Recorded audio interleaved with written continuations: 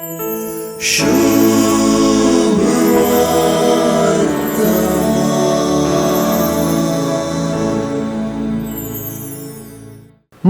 कर म्हणजे वड नाही.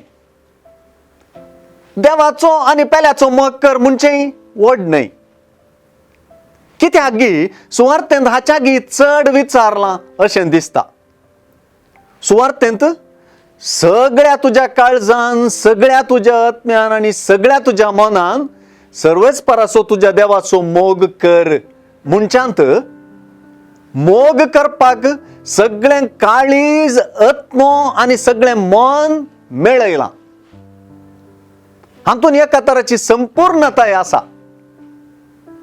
देवा मोगांत मनशाचें संपूर्ण व्यक्तित्व कितेंच बाकी दवरिनासतना मेतेर करच्यांत उपादेसाचें वर्तेपण व्यक्त जालां.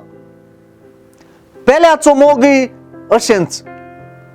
तो केवल मोग न्ही, बगार हांवें म्हजो केल्ल्या परी करचो मोग तो.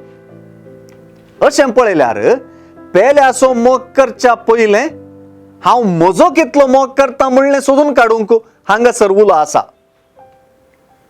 आपणाकच दुर्सतलीं, आपणाच थंयसर रितीचें वायट देखतलीं, स्वगौरव नासलेलीं, स्वताचो मोग नासलेलीं, आपणाकच सकला घालतलीं, पेल्याचो मोग कितलो करतीत.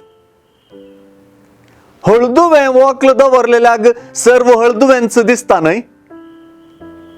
जेजू हांगासर एका महान मनोशास्त्री वा समालोचन शास्त्री परी दिसून येता. ताच्या की चडच म्हणयत, कित्याक तो मनशांचे मतींतली चिंतना सयत पारखूंक शकता न्हय. सगळ्या पवित्र पुस्तकाचो सार ताणें हांगासर सांगता गेलो. नियमशास्त्रांतलें मोगा शास्त्र ताणें उखलून धरलें. देवाक आनी स्वताक जोगते नदरेन देखूंक आनी मानवूंक ताणें मोगा लिसावन दिलें.